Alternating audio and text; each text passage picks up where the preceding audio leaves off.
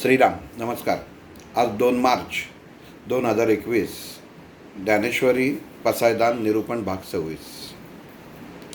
ज्ञानियाचा राजा गुरु महाराव म्हणती ज्ञानदेव तुम्हा ऐसे. या तुकाराम महाराजांच्या अभंगाने आपण प्रत्येक वेळी निरूपणाला सुरुवात करतो. मागच्या गुरुवारी जे श्री रामचरितमानस याचं निरूपण झालं आणि त्याच्यात असं सांगितलं की गुरु हा नेहमी शिष्याला शोध देतो आणि स्वतः एवढंच सामर्थ्यवान बनवतो.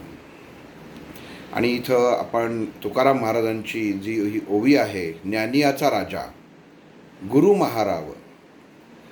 आता ज्ञानेश्वर माऊलींना तुकाराम महाराजांनी गुरु महाराव असं म्हटलेलं आहे. म्हणजे याचा अर्थ असा झाला की एकतर ज्ञानेश्वर माऊलींनी तुकाराम महाराजांना आपला शिष्य किंवा आपल्या योग्य हे मानलं हे निश्चित आहे. कारण जसं माऊलींनी तुकाराम महाराजांचं वर्णन केलेलं आहे, अणुरेणू तो कडा तुका आकाशा एवढा.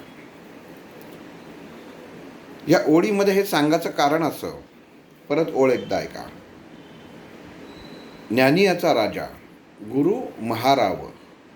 महाराव या शब्दाचा अर्थ पहिल्या 1-2 निरूपणामध्ये आधीच सांगून झालेला आहे.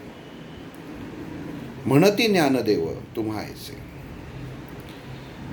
म्हणजे प्रत्येक मनुष्याने गुरुस्थानी ज्यांना गुरु नाहीत, आपण कोणाचं ज्ञान प्राप्त करावं. जर असं शंका मनामध्ये आली किंवा विचार मनामध्ये आला आणि या अवस्थेमध्ये मनुष्य संभ्रमित अवस्थेमध्ये जातो की नक्की आपण कोणाचं ऐकावं, तर इथं मग तुकाराम महाराजांनी सांगितलंय गुरु महाराव म्हणती ज्ञानदेव तुम्हा ऐसे. ज्ञानाचा महामेरू आहे. जिथं ज्ञान आहे तिथंच ज्ञानेश्वर आहेत.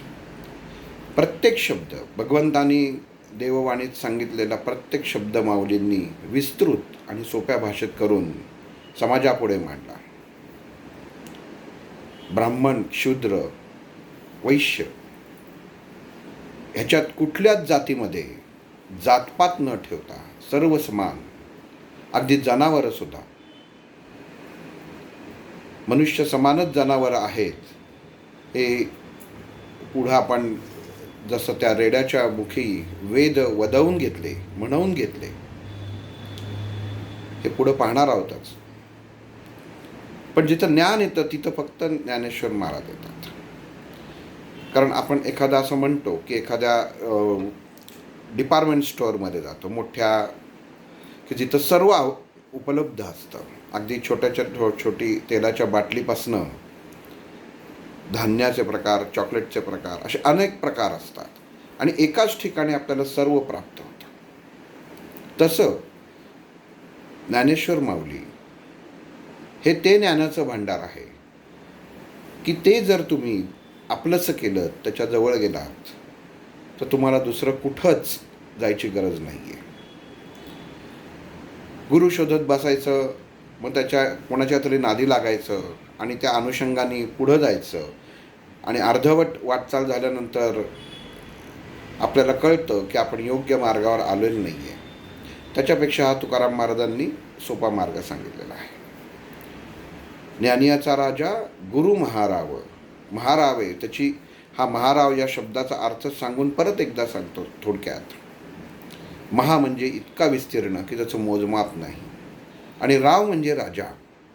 जसं रंक आणि राव असा शब्द येतो, तसा राव म्हणजे राजा, की जो आपल्या प्रजेचं हित, कल्याण आणि काळजी घेतो.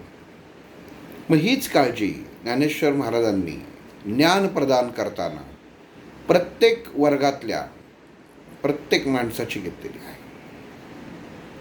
म्हणून कायम लक्षात ठेवलं पाहिजे की जेवढे काही गुरु आहेत, जेवढे काही महाराज आहेत, हे दरवर्षी एकदा ह्या ज्ञानाच्या माऊलीला भेटण्यासाठी आळंदीला नक्की येतात. आपल्याला सर्वांना माहिती आहे की आळंदीला वारी असते, की भारतातल्या कानाकोपऱ्यातनं सर्व ठिकाणच्या पालख्या ज्ञानेश्वर माऊलींच्या दर्शनासाठी येतात. हे सिद्ध करतं की ज्ञानेश्वर माऊली हे महाराव आहेत, उच्च स्थानी आहेत, अशा स्थानी आहेत की जिथं तुम्हाला जे ज्ञान, जी शंका जर जीवनामध्ये आली तर त्याचं प्रत्येकाचं उत्तर हे ज्ञानामध्ये आहे. म्हणजेच ज्ञानेश्वरीमध्ये तुम्हाला नक्कीच मिळणार आहे. हे जेव्हा तुकाराम महाराजांनी उद्गार काढले तेव्हा ज्ञानेश्वरी पूर्ण लिहून झालेली नव्हती. पण जसं कोणी स्तुती कोणाची करावी, आपण ज्ञानेश्वर महाराजांची स्तुती केली तर ती योग्य आहे का? तर ती नाही आहे. ती स्तुती कोणी करावी की ज्याला प्रमाण असतं, तर ती तुकाराम महाराजांनी केली ते प्रमाण होतं.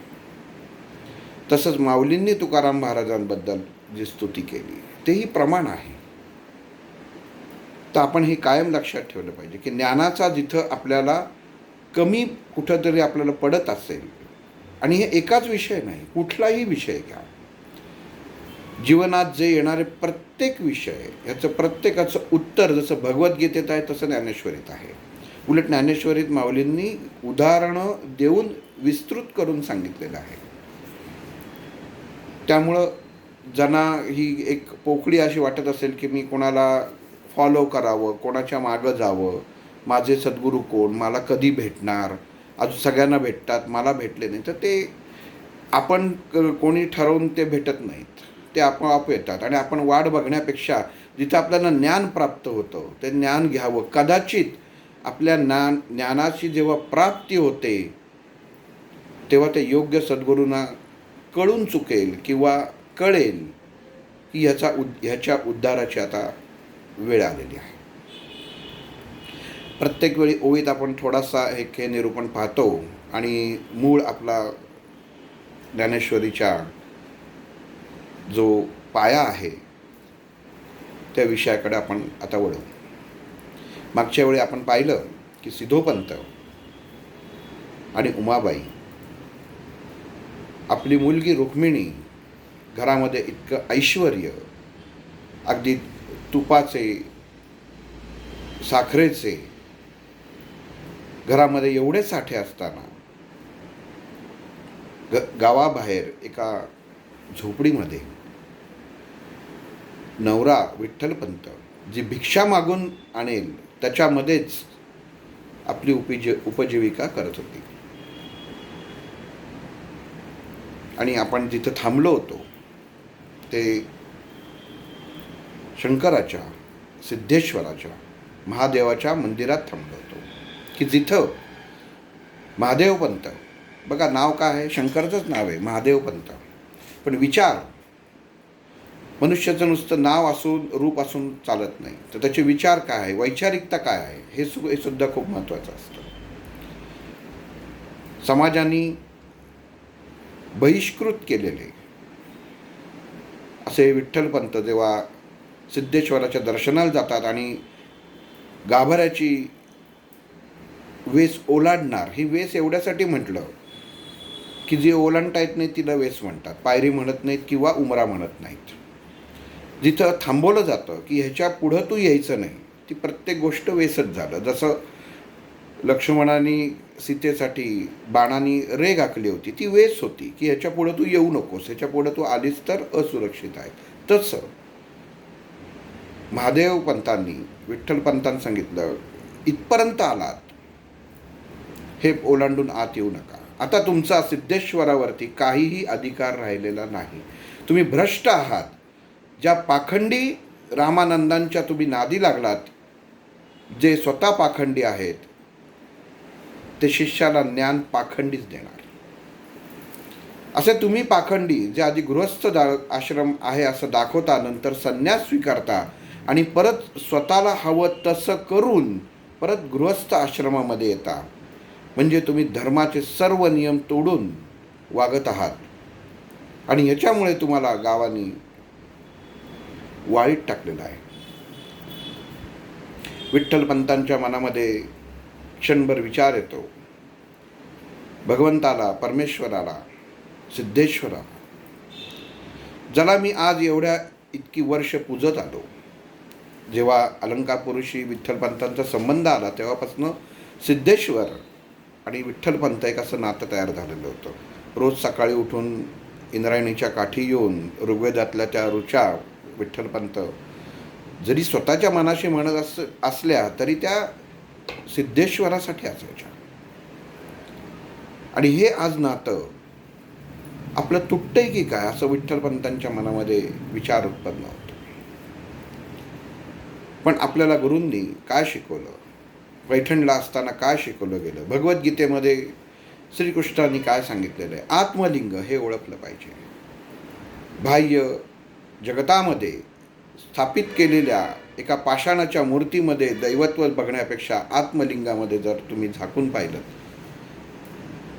तर तुम्हाला परमेश्वराचं, त्या परमात्म्याचं दर्शन होणार.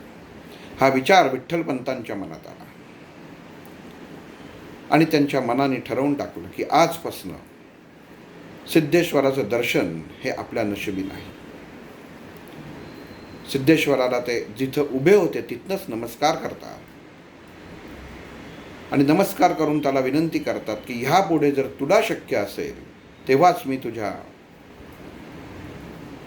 मंदिराची, तुझ्या गाभाऱ्याची ही वेस मी ओलांडून आतील, पण नाही तर तुला माझी भेट घेण्यासाठी यायला लागेल, असं सिद्धेश्वराशी बोलून. आणि तेव्हा हे संभाषण जेव्हा विठ्ठलपंत सिद्धेश्वराशी करत असतात तेव्हा एका हाताने त्या पिंडीवरती अभिषेक चालू असतो महादेवपंतांच्या हातनं आणि एक डोक्यामध्ये विचार, एक छद्मीपणे हसणं त्यांच्या ओठांवरती येत असतं की अर्धवेडा कशाला म्हणतात, हा माझ्यासमोर उभा आहे, असं त्यांच्या मनामध्ये विचार येतो. ही एक तेव्हाच्या ब्राह्मणांची एक विकृत मानसिक अवस्था म्हणली तरी चालेल, पण ही सत्य घटना तेव्हा होती. आणि ह्या परिस्थितीशी जो समाज झगडत होता अज्ञानामुळे, त्याच्यासाठी तर या परमात्म्याचा, विष्णूचा अवतार हा होणार होता. पण ही जेव्हा अवतार होणार होता, जेव्हा अवतार होतो तेव्हा पार्श्वभूमीसुद्धा तयार असायला लागते. कारण तयार नसेल तर तुम्ही कुठली कृत्य किंवा कुठली गोष्ट करू शकत नाही. आणि हे योजलेलंच होतं. एका हाताने महादेवपंत जरी महादेवाला अभिषेक करत होते, छद्मी हसत होते, तरी ही त्या परमात्म्याचीच केळी होती की त्यांनी असं करावं. कारण जोपर्यंत परिस्थिती निर्माण होत नाही, एखाद्या गोष्टीचा तो माहोल तयार होत नाही, तोपर्यंत मुख्य घटनाही काही घडत नाही. तसं झालेलं होतं. आणि विठ्ठलपंत सिद्धेश्वराच्या मंदिरातनं बाहेर पडतात. त्यांच्या लक्षात येतं की आज जरा थोडा वेळ जास्तच झालेला आहे. शेजारच्या गावामध्ये जाऊन भिक्षा मागून घरी येतात. रुक्मिणीकडे पाहतात. गौरी, रुक्मिणीची मैत्रीण. तेव्हा समाजामध्ये असं होतं की एकतर खालची जात आणि त्याच्यामध्ये जर एखाद्या घरामधल्या स्त्रीचा नवरा, पती जर गेला, वारला, तर त्या स्त्रीला कुठलाही अधिकार नसायचा. जे पडेल ते काम घरातली माणसं त्या व्यक्तीला, त्या स्त्रीला केसांचं मुंडन करून वाळीत टाकायचं. वाळीत टाकणं म्हणजे कशामध्ये? तिला परवानगी नसायची.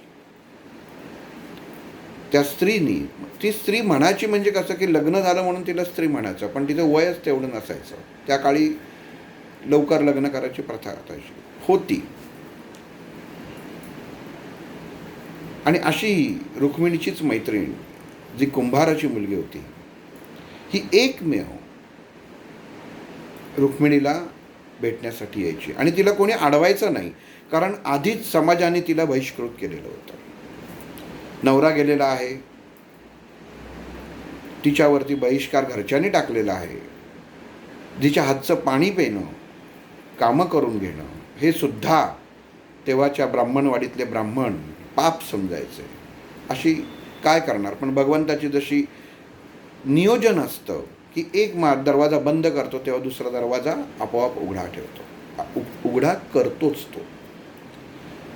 आणि असं म्हणता येईल की रुक्मिणीची काळजी घेण्यासाठी ही गौरी रुक्मिणीचीच मैत्रीण, विधवा झालेली होती आणि आता ती रुक्मिणीच्या काळजी घेण्यासाठी, तिच्याशी गप्पा मारण्यासाठी त्या झोपडीमध्ये बसलेली होती. विठ्ठलपंत येतात तशी गौरी बाहेर जाते. तप्त उन्हामध्ये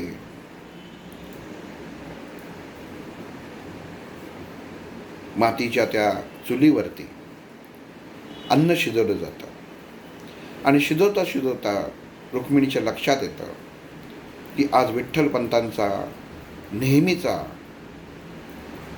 चेहऱ्यावरती दिसणारा एक समाधान, आनंद आज नाही आहे. पण काही वेळा असं होतं की न बोलणं हेच सगळ्यात मोठं औषध असतं. कदाचित उन्हाची ती तीव्रता याच्यामुळं शरीर तापलं असेल, वैचारिकता बिघडते असं बाबा म्हणायचे. पटकन रुक्मिणीच्या मनात हा विचार येतो आणि गुळाचा एक खडा आणि पाणी विठ्ठलपंतांना ती देते. रुक्मिणीकडे न बघताच तो गुळाचा खडा विठ्ठलपंत तोंडात टाकतात, पाणी पितात आणि रुक्मिणीला म्हणतात की आज भूक नाही. रुक्मिणीच्या मनाची खात्री पटते की नक्कीच काहीतरी बिघडलेलं आहे, पण काय विचारणं, आल्या आल्या विचारणं योग्य ठरणार नाही. आणि रुक्मिणी म्हणते की ठीक आहे, हरकत नाही, मी पण आज गोळ पाण्यावर राहते. विठ्ठलपंत एकदा रुक्मिणीकडे पाहतात आणि म्हणतात हरकत नाही, आपण दोघंही जेवू. आणि जेवायला बसतात. संध्याकाळची वेळ होते.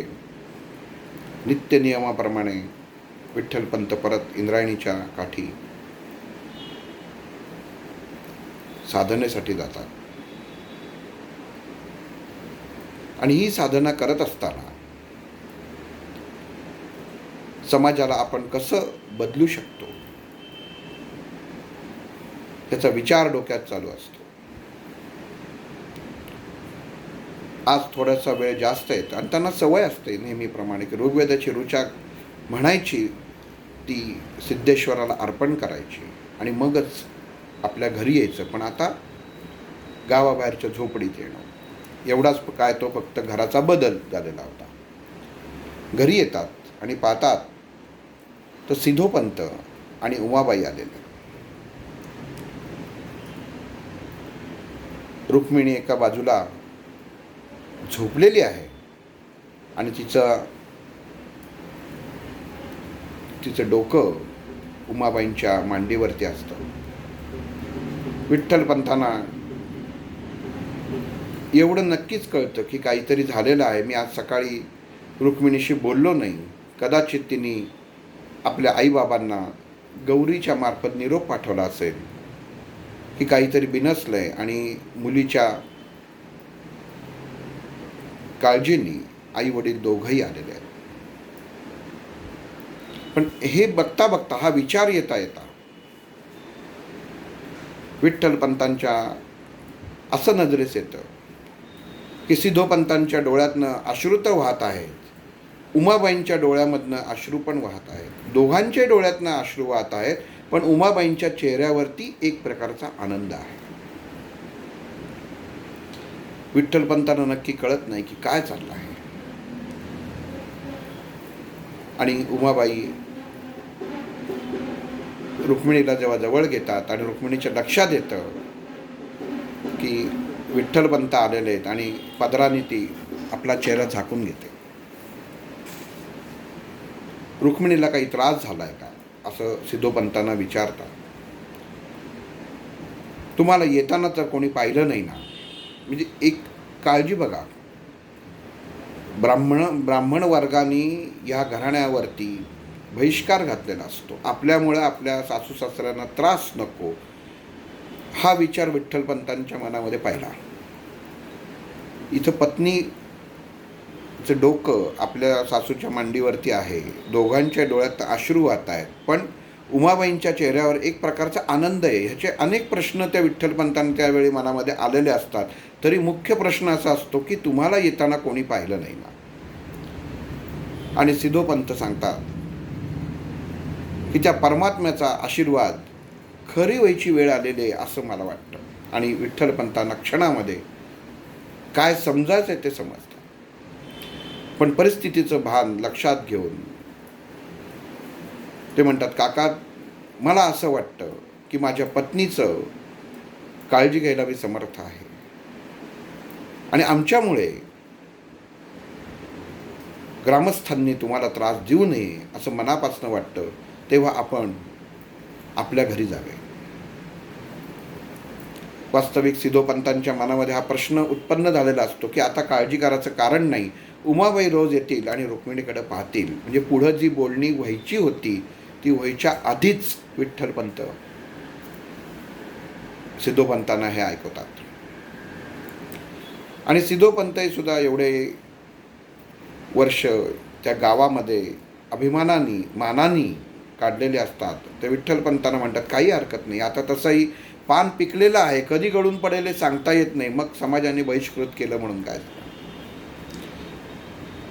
पण विठ्ठलपंतां ते त्यांचं वागणं आणि बोलणं हे काही पटत नाही. ते म्हणतात, काका मी तुम्हाला विनंती करतो, जर तशीच गरज वाटली तर गौरीजवळ मी निरोप देईन. आणि सिद्धोपंतांच्या लक्षात येतं विठ्ठलपंतांचा इथं आवाज कुठेतरी बदललेला आहे. उमाबाईंना ते सांगतात, काळजी करू नका, मला खात्री आहे आपले जावई बापू आपल्या लेकीची तेवढी काळजी घेतील. आणि रुक्मिणीचा निरोप घेऊन सिद्धोपंत आणि उमाबाई, रुक्मिणीचे आई वडील, तिचा निरोप घेऊन निघतात. विठ्ठलपंत झोपडीत येतात. रुक्मिणीकडे एकदा बघतात. आपली आई आपल्या सेवेसाठी आलेली होती, पण गंगेच्या काठी घेतलेली शपथ प्रत्येक क्षणी रुक्मिणीला आठवण करून देत असते. जसा पती राहील तसंच मी राहील. त्यामुळे तिला जास्त काही असं दुःख त्यावेळी वाटत नाही. नेहमीप्रमाणे विठ्ठलपंत ध्यानाला बसतात आणि आजचं अध्यात्म्याचं शिवमहिम्न स्तोत्राने सुरुवात करतात.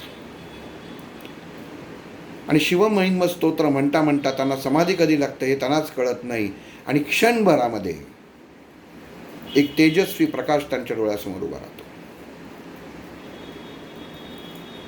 विठ्ठलपंत हे समाधीतच असतात.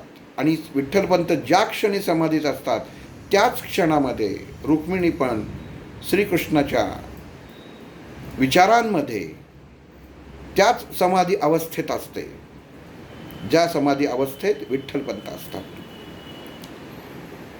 आणि विठ्ठलपंतांच्या डोळ्यासमोर एक मोठा प्रकाश निर्माण होतो. आणि त्या प्रकाशामध्ये त्यांच्या लक्षात येतं की साक्षात शिव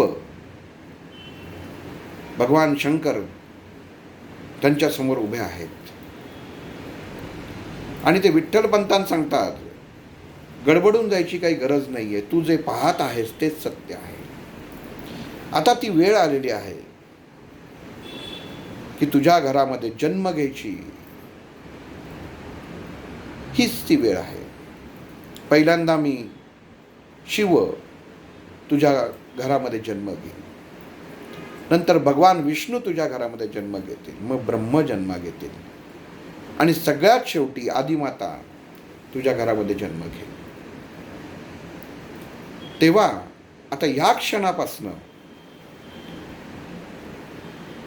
तुला एका विशिष्ट अवस्थेसाठी, विशिष्ट स्थितीसाठी स्वतःचं मन तयार करायला पाहिजे. एवढं भगवान शिव म्हणतात आणि विठ्ठलपंतांचे डोळे उघडतात. शांत झोपडीमध्ये मंद त्या टेंब्याचा प्रकाश असतो.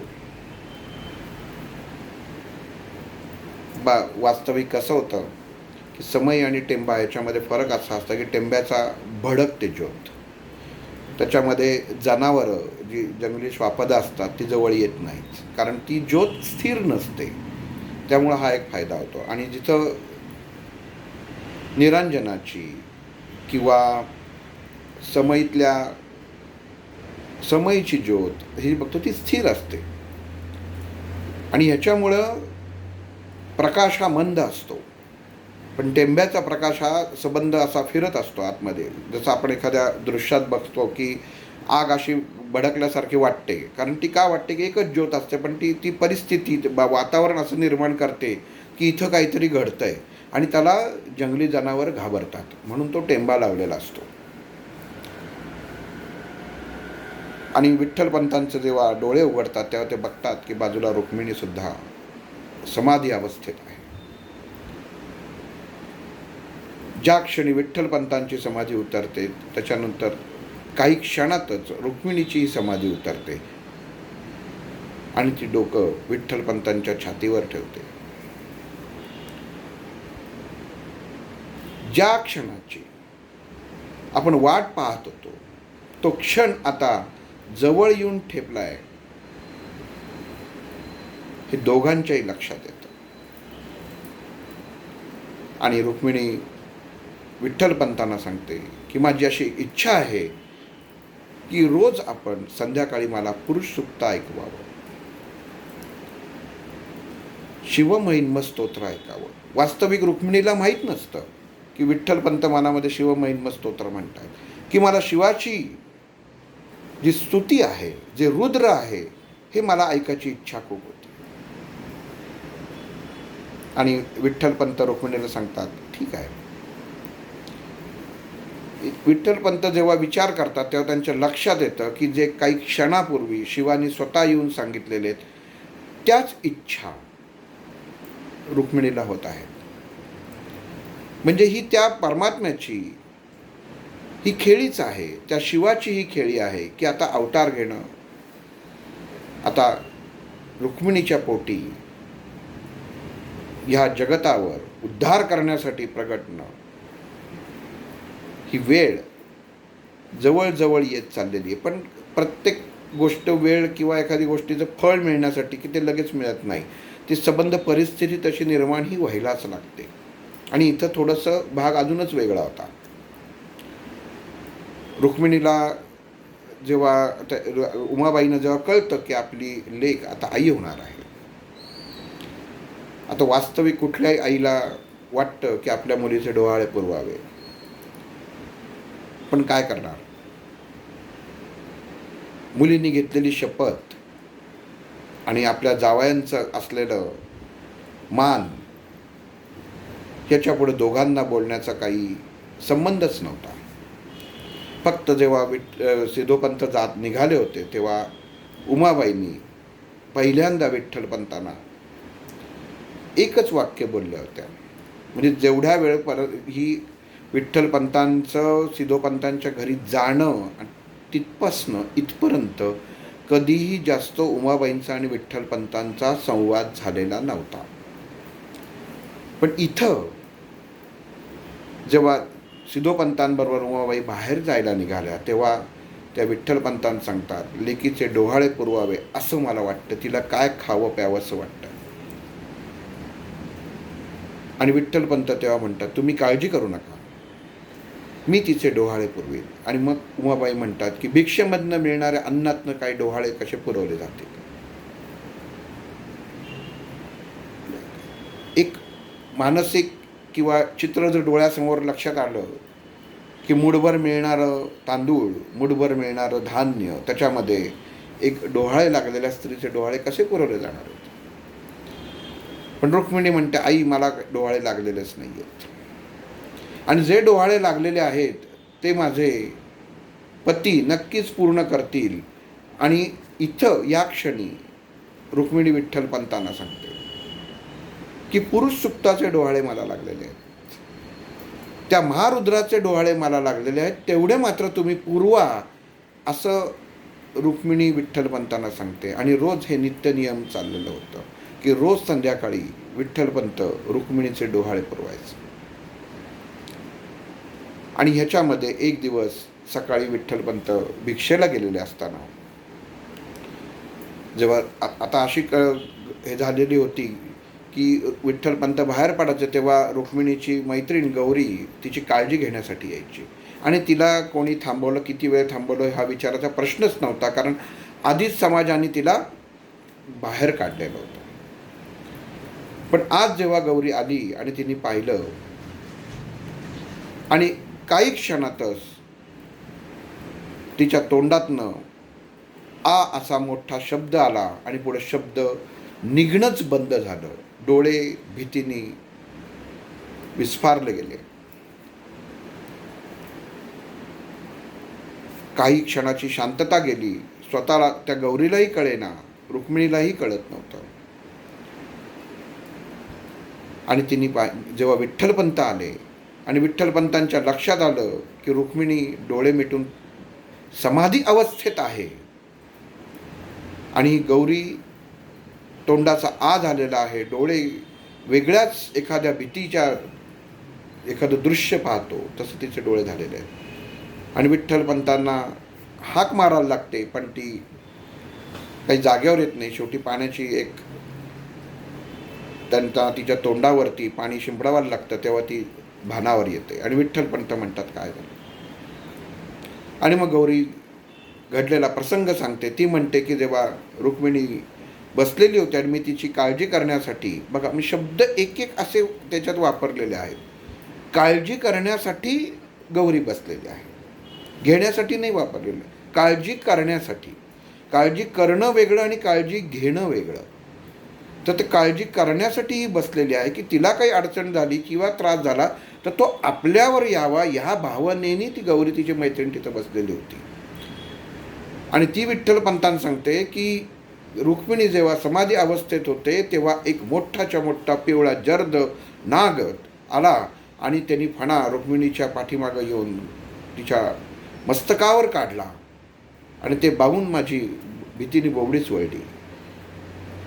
रुक्मिणी ती 3 प्रदक्षिणा घालून तिच्या समोर 3 वेळा आपला माथा टेकवून तो निघून गेला. विठ्ठलपंत हे ऐकतात आणि आपल्या रुक्मिणीला काही झालं नाही ना म्हणून क्षणभरात पटकन रुक्मिणी जवळ येतात. पण रुक्मिणी व्यवस्थित असते. पटकन झोपडीच्या बाहेर येतात आणि बघतात तर कुठंच काही नाही, कुठंतरी सरपटल्याच्या खुणा तरी हव्यात म्हणून ते शोधाशोधीचा प्रयत्न करतात, पण त्यांना काही सापडत नाही. आणि तेव्हा त्यांना कळून चुकतं की ही त्या शिवाचीच लीला आहे. पुढं काय घडतं पुढच्या भागात. श्री